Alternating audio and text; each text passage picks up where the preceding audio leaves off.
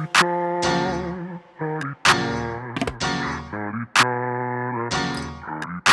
out the way. Who got a watch? Who got the time? I'm raising the clock. Even in my feelings, grind don't stop. Got big.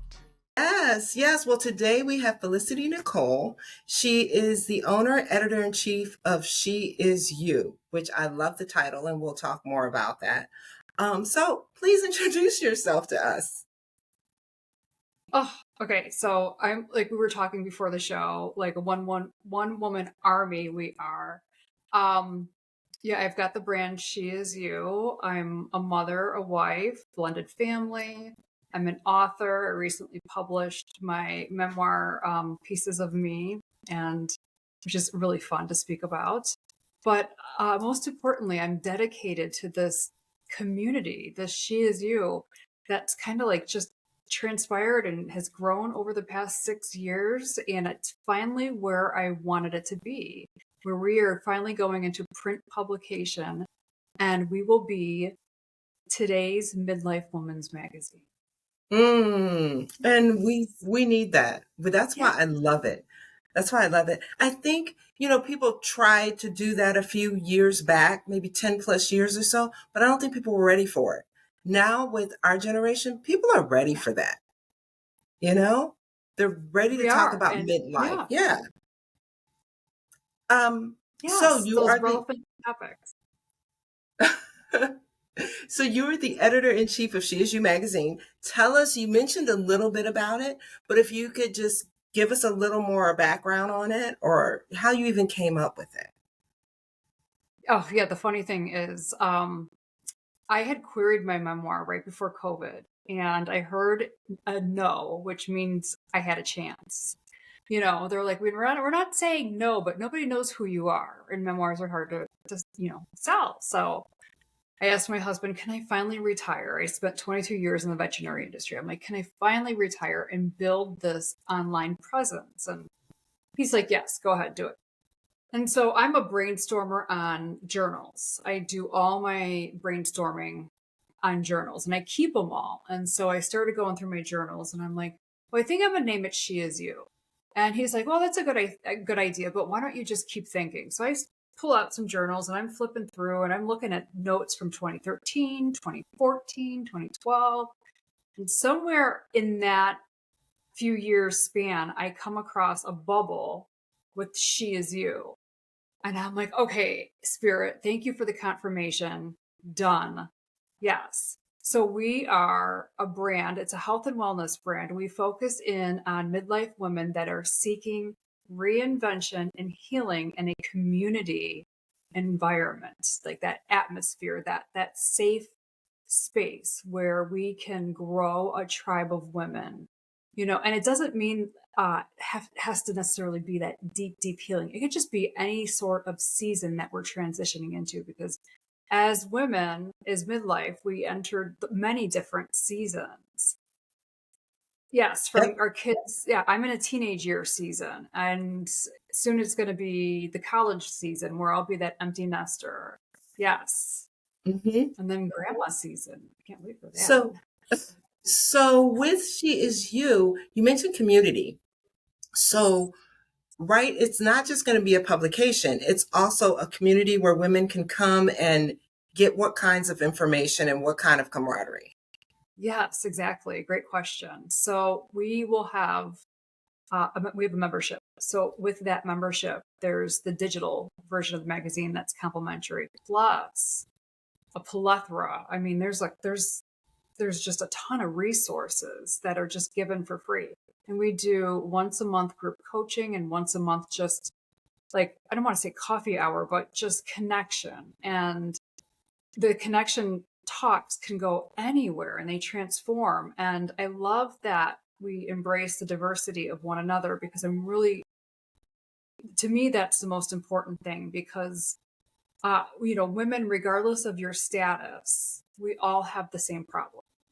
Yep. It's just wrapped up in a different package. And what one woman could bring to the table, another woman might have, a solution for that, or embrace the space for her to just be open and honest and authentic and vulnerable. And that's why I'm like, we're safe women for one another.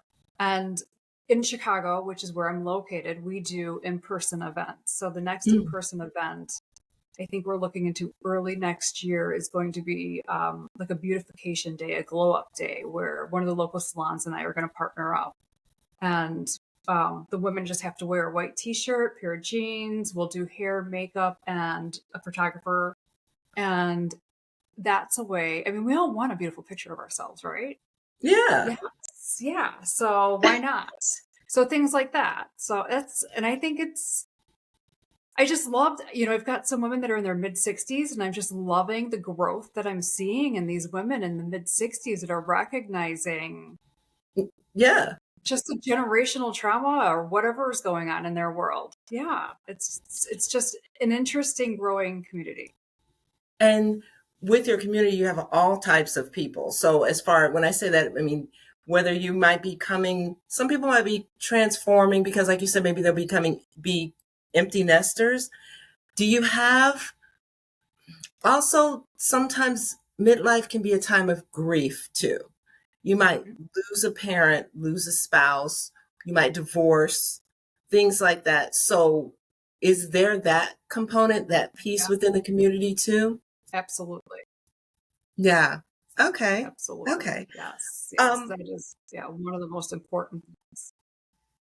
in an article I read where you were mentioned, you created a movement, and it's with you becoming a midlife warrior. So, can you talk a little bit more about what is a midlife warrior? That's me.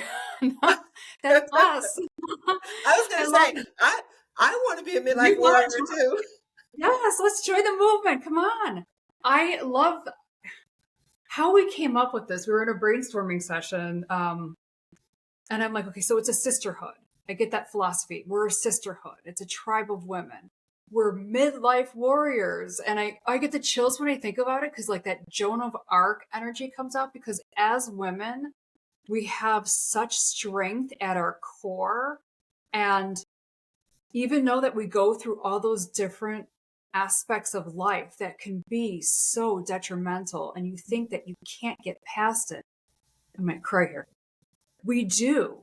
We Yeah. push ourselves through it and the pain and the suffering. And we get to that point of where you're ready to release it. And then that's where the growth and the blossoming comes in. And that's where we are. And that's where the midlife warrior comes into. And oh, it's just, it's just a beautiful because it's not necessarily like we are still in battle because we want to be silent warriors. We want to Mm. connect to our higher self and push through those challenging times. And it's a different kind of battle too. It's the battle like midlife. You don't know midlife until you get there. You know what I'm saying? You don't really even really think about it and how it's going to affect you until you're actually in it. So, yeah, it's a battle being in it, and having that kind of support is a wonderful thing, an absolutely wonderful thing. Oh, And I appreciate what you're doing for all of us who are in midlife. I love it. Um, you focus on us, women, of course, but what's your assessment of how society sees women in midlife? And is it changing, do you think? Yes, I'm seeing it changing. And let's just take it superficial changing. The style, our clothing style has changed over the past year and a half, 2 years. We're wearing combat boots. Yes. We're going more, heels aren't necessarily the heels getting wider. Let's just go just with the fashion. So the fashion has kind of changed, which I noticed is pulling away from that patriarchal, like you have to wear a skirt and heels, which is very pretty, Hmm. but that isn't necessarily, you know, conducive for the everyday lifestyle. So we have that aspect. I think, in my personal opinion, I think we put a lot of pressure on women in yes society because we're still kind of in that patriarchal part where we have to look a certain way, we have to be a certain way. I think I love seeing these midlife influencers who have these rockin' bodies at like 56 and 60 But the realistic aspect of it is I can't hit the gym every day, and you know what I mean?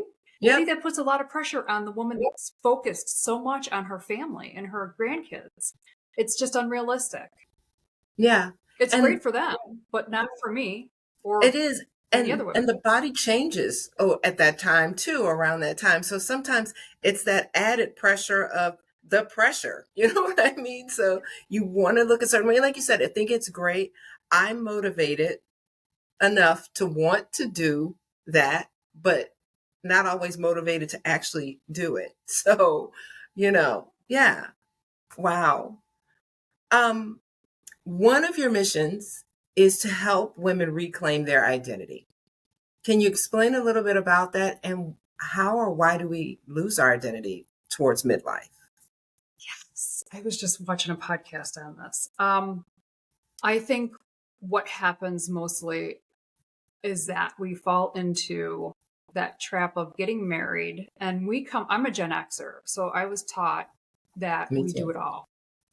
Okay, so you're a Gen Xer. We do it Yeah. all. We do the corporate world, and I wasn't corporate like some women were, but we do the corporate world. We have the kids, we have the family. Yet the man's role doesn't necessarily change because he's bringing the check home and he's sitting on the sofa, or he's pitching in. I don't know. Each relationship's different.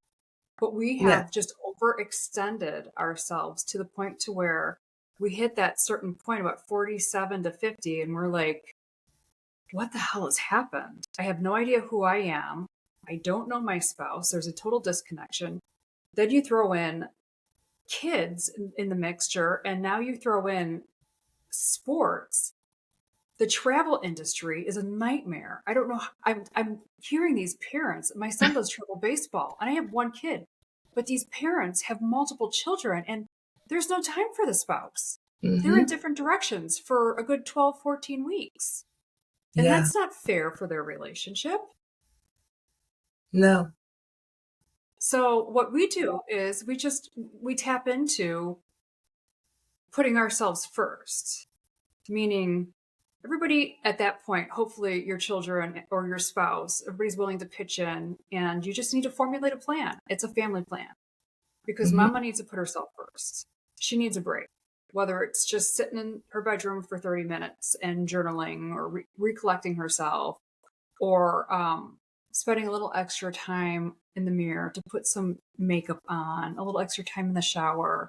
By now our kids are pretty much grown where they Yep. can make a bowl of cereal or throw some toaster waffles, whatever it is. I mean, my son resists it still, but I'm like, you're almost 16. You can fix yourself breakfast. You can make Yeah. eggs. Yeah. Yeah. So Well, that's a good message though. And I think more people are into that now. This taking care of yourself first, because if you don't, it's going to be hard to take care of anyone else. If your energy's depleted and everything you've got is gone. So, yeah, that's a good message. You mentioned it a little bit, but again, can you reiterate why it's so important to put time into ourselves the older we get? we have to learn to love ourselves, to fall in love with ourselves. I think once we can learn to fall in love with ourselves, we enter that season of the wise wisdom, sage woman, whatever you want to call it, mystical. But we can tap into a whole new identity and outlook on life as we age progress. And that's why I preach that a lot, is just, I think we need to learn to fall in love with ourselves, especially if we're going through a separation, a divorce, a widow, that grief stage. I'm not a big fan of jumping on the horse again and finding a relationship. I'm more or less focused in on healing what needs to be healed and recognizing who you are, what your values are, and what you love about yourself. I think once we can wrap our heads around that and comfort ourselves that way and be okay in our skin that way, then we can go out and figure out what the next step is in life. Wow. Yeah. Let's talk some more about She Is You. Because again, I love that title. What can we expect? You were talking about the community earlier, but when will the actual publication be coming out, and what will it have in it? What kind of sections? What should people expect? The type of information they should expect to be getting from the magazine? Yeah, so we are expecting an end of October. So it's going to be a fall winter publication and a spring summer. So expect spring sometime in March. And we focus in on spirituality, health and wellness, relationship. There's finance because we got to retire. Yeah, We've seen our 401ks tank. We're yeah. switching over to a new currency, it sounds like. So, we talk about that, and I love the spirituality aspect of it too, because I really think if we can build a strong spiritual foundation, we can transition a lot smoother into whatever we're entering. And Mm. of course, we've got to do some food. So I've paired up with an awesome chef that I've met, and she's going to give us, because I'm a foodie, some really good recipes, and we'll throw some lifestyle in there. I'm a designer at heart. I've got an interior design degree.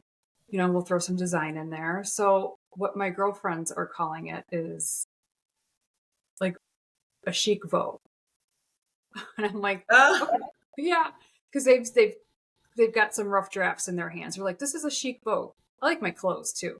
So there's like some Brunello Cucinelli in there. There's some Ralph Lauren in there. mhm. Yes. But the in-depth articles would be centered all around, how to maintain fitness and muscle when you're in your 50s. Because when you enter menopause, what happens? We lose muscle mass quite quickly, and it's hard Mhm. to keep on. Dating in midlife, what to expect. It's a whole different world out there. Yes. Yeah.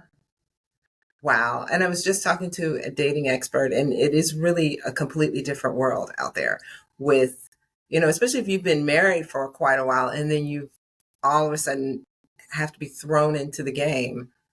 I'm sure it could be crazy. So what kind of advice are you offering? Is it going to be like, especially with something like dating, can they expect that each issue, which I think is very important? That's why I'm asking. Yes, I do. We talk about it a lot. So, for instance, I just threw something out to my PR firm yesterday I've booked for a TV show next week, and it's like midlife and dating, and advice, and I want to keep it positive and empowering. But some of the realistic things that are a drawback is, and I'm sure that the dating expert mentioned it, is we've gone into this superficial swipe, Yep. and I'm Yep. like, what is that about? Whatever happened to, do you want to go out? Or you meet somebody and, old school matches. I mean, Yeah.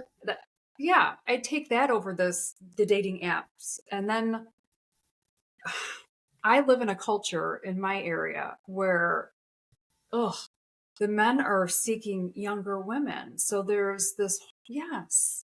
What is Hmm. that about? Yes.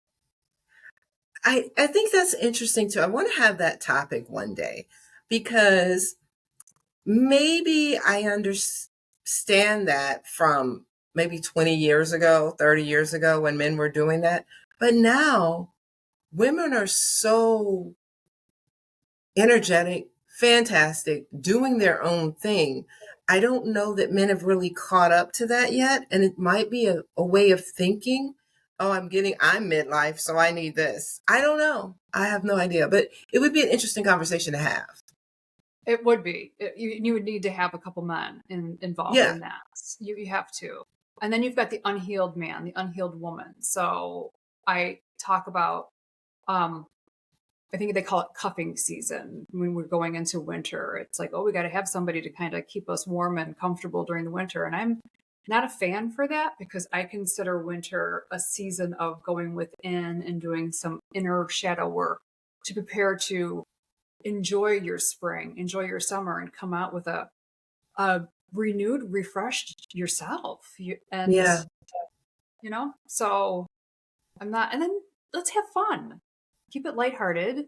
with no expectations. You go in with no expectations, feelings will not be hurt. But have a firm boundary and have firm values and expectations of what you want in your significant other. So the values of being transparent, trustworthy, integrity, honest. So, and don't bend on those. Yeah. Yeah. Well, that's great advice.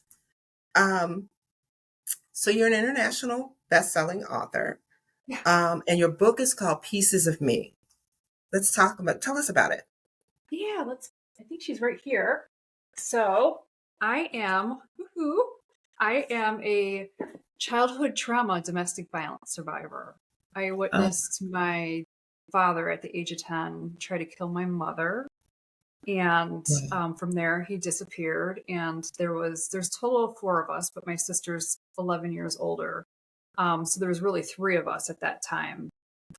God bless my mother. She just shut down emotionally. And we just had to figure out life on our own. So the story is really about self-discovery and resiliency and strength. I grew up in a highly dysfunctional, toxic family.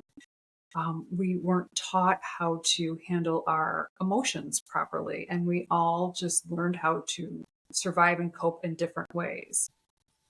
Yes.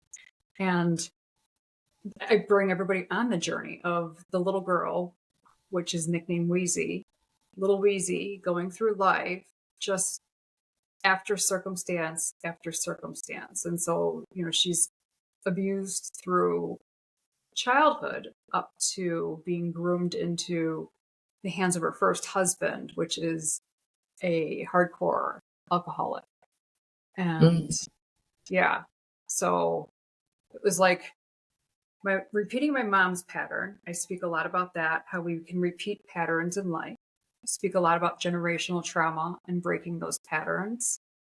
And then I speak about, just the rebuilding part, the transformation and the importance of that. And then becoming the person that you were meant to be and not groomed into being. Because I think that's 2 different things. I think all families have systems. I think they can run very healthy and supportive and encouraging. And I also think that they can run very toxic and closed-minded. And mine so happened to be toxic and closed-minded. I love my family. My parents have both passed away in 2013. I miss them. I love them. I love my siblings, but I've had to go no contact in order to fully become who I am today. Yeah. Well, let me ask you, as someone who's gone through childhood trauma like that, I mean, I think it's different nowadays. A lot of people from our generation, there was that kind of different types of trauma that you went through as a kid, and you just kind of sucked it up type thing. And some were more severe. But what would you say to someone who did go through some kind of childhood trauma or has gone through childhood trauma and they're still trying to pull out of it and make that transformation? What's one key piece of advice that you'd have? Take it slow. Take it slow and make sure that you are in a safe space, because it's hard. It's very challenging to peel those layers back. I had a good team. I had many modalities, to be honest with you. I worked with therapists. I worked with shamans. I worked with a chiropractor. I worked with an acupuncturist, an herbalist, because we store trauma, in our body, in our bones, So it's not just releasing the emotional part, but the physical too. So you have to be ready for it too. So you have to really want to do the work. And I will tell you, there are many women that I have worked with that have reached a certain point and they can't do it. So I wish them all the best. Yeah. Wow. So going through your own journey of healing, self-discovery, and rejuvenation, share a little bit about that journey and why you think so many women, we talked a little bit about it, reach midlife and something clicks and they know that a change has to happen. So just kind of share a little bit about your journey and then why you think that happens. My journey began with, I knew I was meant for something more. So mine started in my 30s. So I just knew I had to get out of this marriage or I was going to wind up dead, and that I knew I was meant for something more.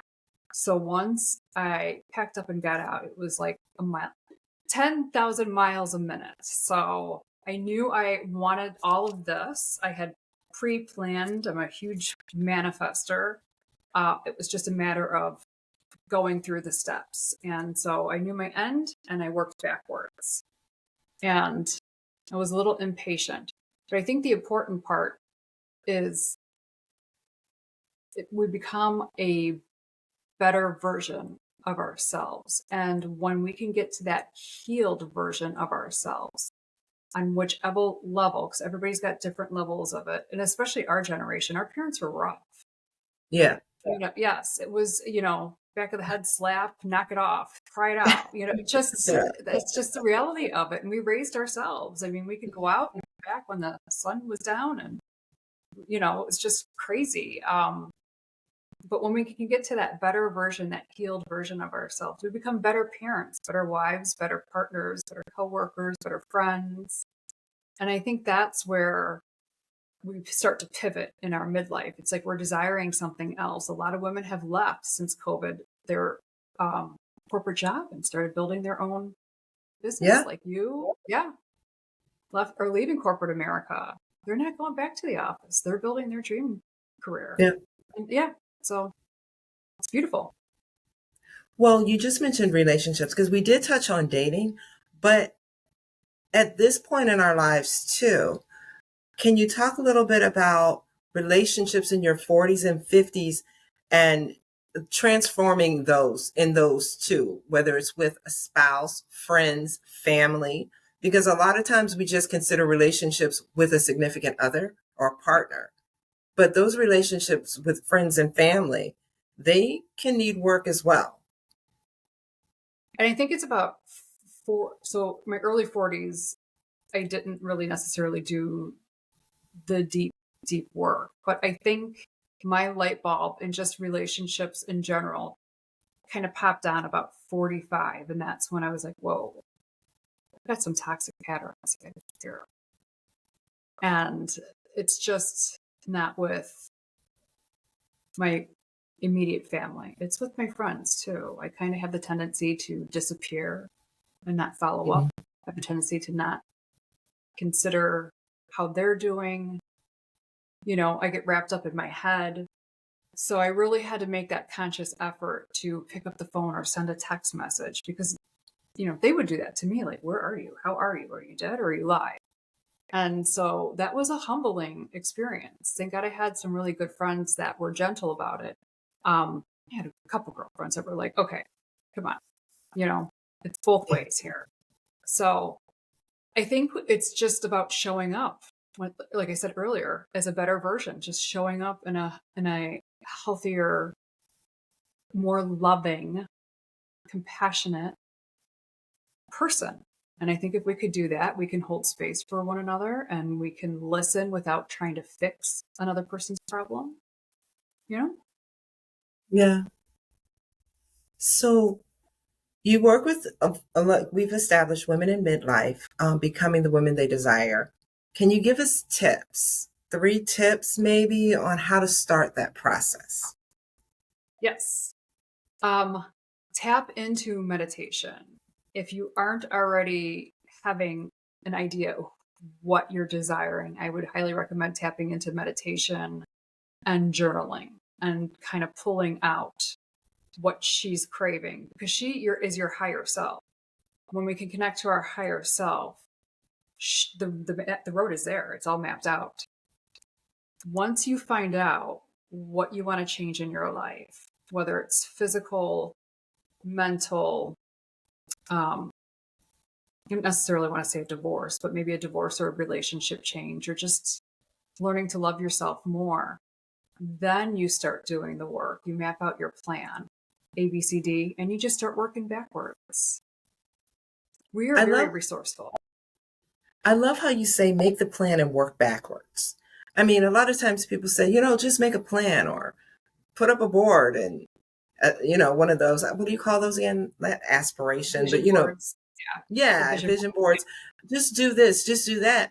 But then what happens after you do that? Right? Like, People are just like, okay, I'm staring at it. I'm like, okay, trust me, if God could just like, oh my God, I think we would all be like poofing our fingers like we want, exactly. that's not how it works. And I'm a Christian, so I say, God, source, Mm-hmm. he, she, but we still have to put forth the effort in order to receive. So once you've created your vision board and you know what you want to believe and you want to travel and, have $1 million, that's great. So how are you going to get that $1 million? Yep. Well, you might, have to cut back on your spending. Maybe get a second job. Maybe get a different job. Yeah.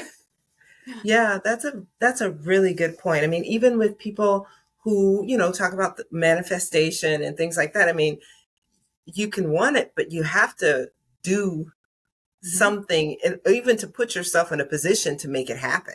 So, Perfect yeah. example is dating. Let's just go back to dating. Okay. Because I can't tell you how many clients I have that are like, I'm so ready to date. I'm so ready to date. I'm so ready to date. They've seen their therapist. They've done the work. They have an ideal man in mind, but they forgot one of the most pivotal pieces is the decluttering part. Yes. Mm. Yeah.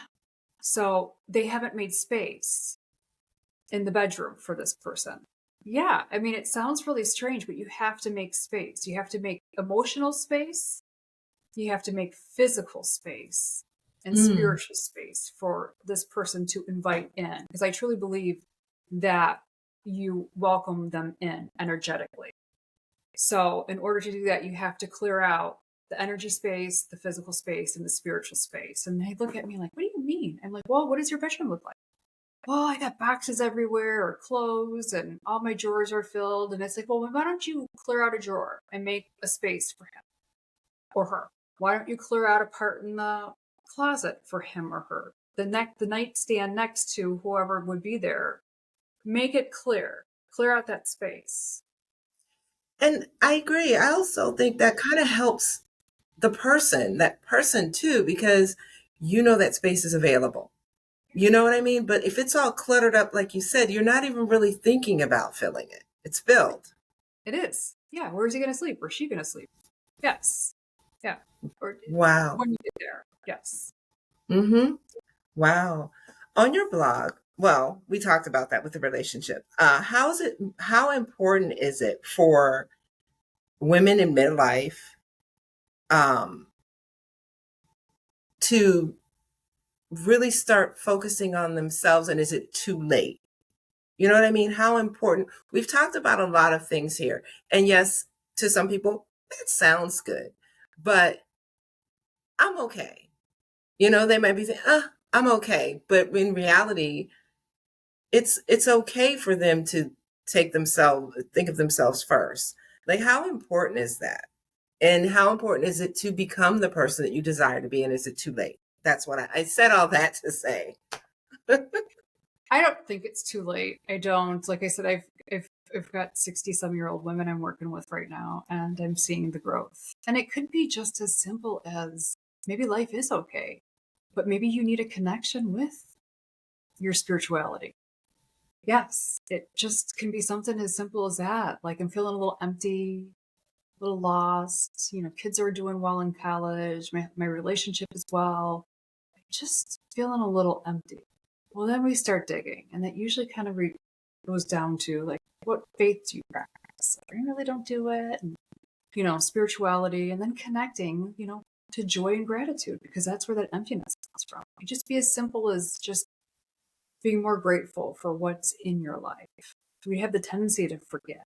We're so like closed-minded that when we look at the greater picture, you realize that God's kingdom is actually here. It's here. It's, Wow. Yeah. Yeah. Lastly, emotional freedom. What is that? What does it mean to you? Oh my God. It's amazing. I have gone through some hard stuff, and people read the book and you're going to be like, wow, to be standing And to be put through, like, face on the pavement for 40 some years. And it's all for the very end part. And that is forgiveness. Once I was able to get through that pain point, which is behind your heart chakra, and push past it and be able to truly forgive and unconditional love the people that have hurt me the most, that is emotional freedom. That's just stuff that I think, Christ has taught. I've read some books on Mary Magdalene. That's just some of the stuff. I'm a theology major, so I always kind of go that route. That was the ultimate message, is just to get to that unconditional love spot. And when you can get to that, it feels really, really good. And that's the center of peace, because we're all flawed. We all make mistakes. We're human. We're going to say stuff that we don't mean. We're going to do things that we don't necessarily intentionally. But if you can come from a place of understanding and forgiveness is so important. And detachment, being able to be with a partner from either a healthy attachment or a healthy detachment. So we're not so clingy and needy, and what happens to them is our problem. Yeah. Well, I have to say, this has been a very, very enlightening conversation, and it's been a joy really talking to you, Felicity. I appreciate If somebody wants to get in touch with you, can you tell us how they can go about doing that? Yeah. You go to sheisyoumag.com, obviously the www before that. And all my contact information is on there. You can have the links as well to becoming a member. If you become a member, you get the digital magazine for free, or you can subscribe. And if you like print form, there too. And then you get to join the community with all the other women. And this is it. This is what we're doing. We are becoming midlife warriors. Sounds great to me. And I will be checking out She Is You. And again, thank you for visiting Mature Allure and for dropping wisdom and pearls on us. And I look forward to us connecting in the future. Yeah. Same here. This has been really fun. Thank you. Thanks for listening to this episode of Mature Allure. For more information about us, visit matureallure.net and get social with us on Instagram and YouTube at mature.allure, Facebook at @4matureallure, and Twitter at mature_allure. Till next time, we encourage you to stay positive, embrace who you are at every stage of your life, and always tap into your mature allure.